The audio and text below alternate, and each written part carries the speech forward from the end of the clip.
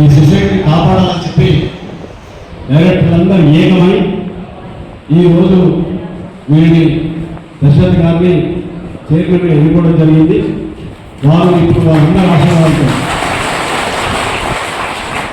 10 మంది డైరెక్టర్ల ఆశీర్వాదంతో చైర్మన్గా ఈరోజు ప్రమాణ స్వీకారం చేసి ఛార్జ్ తీసుకొని గత పాలకులు తప్పులు చేసినా తప్పులు చేయకుండా మంచి పేరు ప్రశ్న తెచ్చుకొని పనిచేయాలని చెప్పి నేను దశరథ్ గారిని కోరుకుంటాను. ఇప్పుడు ప్రమాణ స్వీకారం చేయాలి.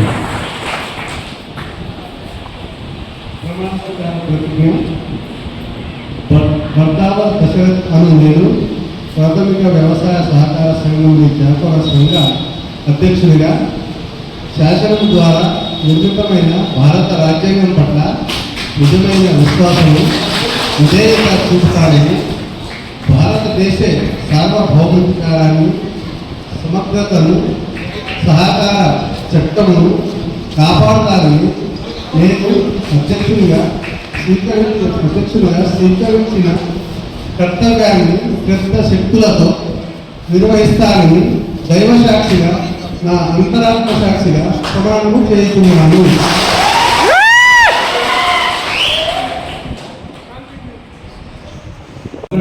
ఆదేశిస్తా ఉన్నాను. కాంగ్రెస్ పార్టీ అవినీతికి తావు లేకుండా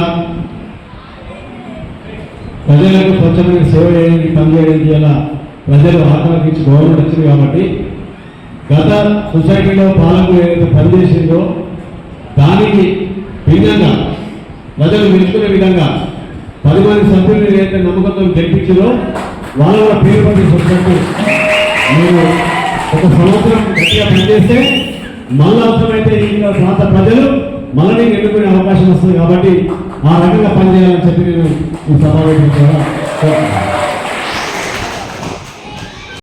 అంటే చిన్న లక్ష్మయ్య గారు డైరెక్టర్ గారు, జంగి గంగారాం గారు, టెంపుల సాయి గారు, విష్ణువర్ధన్ గౌడ్ గారు, నారాయణ చిన్నసాయి గారు, కన్నా శంకర్ గారు, లచ్చిరామ్ గారు, హరిచంద్ర గారు, యమునాబాయి గారు, గంగమణి గారు వాళ్ళందరూ కంకణం కట్టుకొని ఏదైతే సొసైటీని బాగు చేయాలని చెప్పి ప్రజలకు మేలు చేయాలని చెప్పి ఏదైతే నిర్ణయం తీసుకొని వచ్చారో నేను మీ అందరూ ఉండే కోరుతా ఉన్నాను. 10 నెలల సమయం ఉంది, 1 ఇయర్ సమయం ఉంది. ఈ 1 ఇయర్లో మీరు ఇప్పుడు తమ్ముడు ప్రశాంత్ చెప్పినట్టు కొనుగోలు కేంద్రం కానీ అన్నిటికంటే మొట్టమొదటిగా మీ కొనుగోలు కేంద్రం స్టార్ట్ కావాలి. నేను పర్మిషన్ ఇప్పిస్తాను. మళ్ళా ఒక్క ఇటు కూడా మీ పొలం రీతిలో కొనిపించాలి. డైరెక్టర్లు మీరు అందరూ కలిసి తిరగాలి, కళాకారు ఉండాలి, అవసరం కళాకారు పడుకోవాలి. రైతులకు ఎప్పుడు ఎరువులు కావాలంటే ఎరువులు అందుబాటులో ఉన్నట్టు చూడాలి. రైతులకు లోన్ ఇచ్చేదంటే లోన్ ఇచ్చినట్టు చూడాలి. ఇవన్నీ కార్యక్రమాలు చేసి అవినీతి రహితంగా ఈ సొసైటీని బాగు చేస్తే డెఫినెట్గా రాబో 5 ఏళ్ళు కూడా మీ సొసైటీ డైరెక్టర్లు మీకే చైర్మన్గా పట్టం కట్టే అవకాశం వస్తుంది. కాబట్టి ఖచ్చితంగా పనిచేయాలని చెప్పి ఈ సందర్భంగా నేను విజ్ఞప్తి చేస్తా ఉన్నాను. వాళ్ళు చేసిపోయారు, వాళ్ళు 100% చేస్తే నాకు 5% చేస్తే ఏమైందని అందులో పోవద్దు. దయచేసి ఒక్క నిమిషం కూడా, ఒక్క పైసా కూడా అవినీతి లేకుండా రైతులకు సేవ చేసే కార్యక్రమం మీరు చేస్తే నా యొక్క పూర్తి సహాయ సహకారం మీకు ఉంటాయి.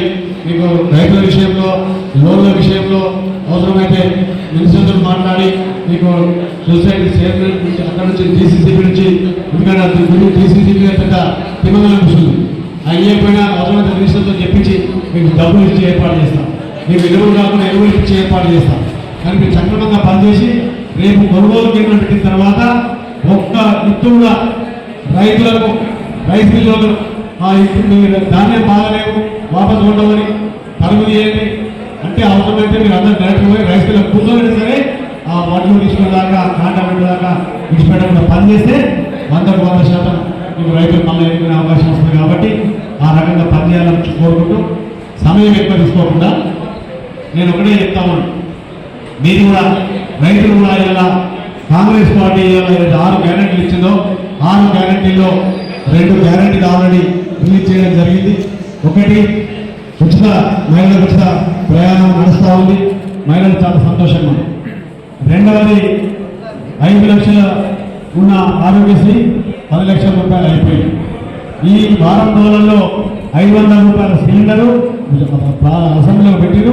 వాళ్ళు అదేవిధంగా ఏదైతే 200 యూనిట్ల కరెంట్ ఏదైతుందో ఆల్రెడీ ఇంటికి సర్వే జరుగుతూ ఉంది, అది కూడా అయిపోతుంది. అతి త్వరలో కేసీఆర్ గారు 5 ఏళ్ళు రుణమాఫీ ఏకకాలంలో చేస్తా అని చెప్పి మోసం చేస్తే ఇవాళ కేసీఆర్ చెప్పిన దెబ్బకు అవి పరిచిపోపడాయి. 1,00,000 రూపాయల రుణము 1,80,000 2 లక్షలు అయితే అది మొత్తం రుణమాఫీ చేయడం కోసం ఇవాళ రేవంత్ రెడ్డి గారు అసెంబ్లీలో పెట్టి చెప్పబెట్టి ఇప్పించే కార్యక్రమం కాదు.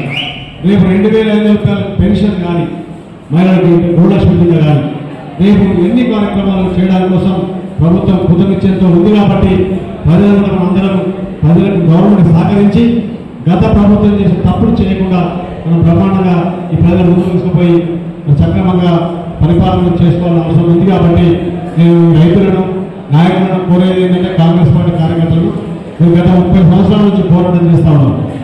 ఒక్క 5 సంవత్సరాలు మాత్రమే ఇక్కడ కాంగ్రెస్ పార్టీ అధికారంలో ఉంది. ఎమ్మెల్యేగా బాధ్యత గెలిపించారు. మొన్న కూడా ఆలస్యమని మనకు ఇబ్బంది అయింది, కానీ మీరు కష్టపడ్డారు. కానీ లాస్ట్గా అంతిమంగా లక్ష్మాన్ని ముద్దాలు అయిపోయాం.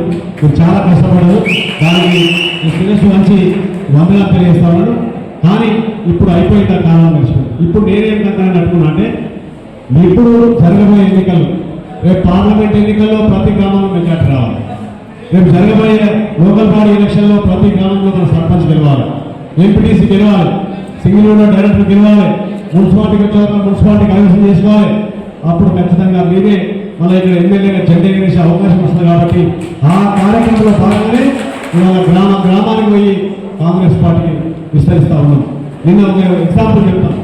నిన్న వరంగేడు వేసిపోయాం, సాయంత్రం 6-6:30 పోయినాం. 9:30 అయింది, 3 గంటలు ఫైటింగ్.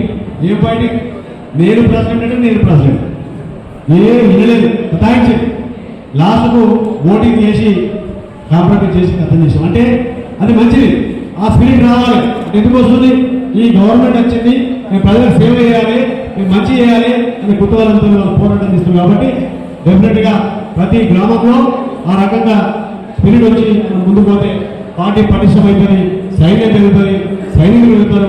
అప్పుడు కాంగ్రెస్ పార్టీ అధికారం వచ్చే అవకాశం ఏర్పడుతుంది. కాబట్టి ఖచ్చితంగా మనం అందరం కలిసికట్టుగా పనిచేసి రేపు కాంగ్రెస్ పార్టీ జెండా ఎగిరేసినట్టు రేపు పార్లమెంట్లో కూడా మంచి మెజార్టీ ఇచ్చి కాంగ్రెస్ పార్టీ అభ్యర్థి ఎవరు ఇచ్చినా సరే వారికి మంచి మెజార్టీలో గెలిపించే ప్రయత్నం చేయాలని చెప్పి కోరుకుంటూ ఈ అవకాశం ఇచ్చి ఈరోజు ఇంత చక్కటి కార్యక్రమంలో పాల్గొంటున్నాం. కాబట్టి దానికి మంచి పేరు తెచ్చే బాధ్యత దశరథతో పాటు 10 మంది సభ్యులు కూడా ఉంటారని చెప్పి సందర్భంగా తెలియజేస్తూ సెలవు తీసుకుంటున్నాను.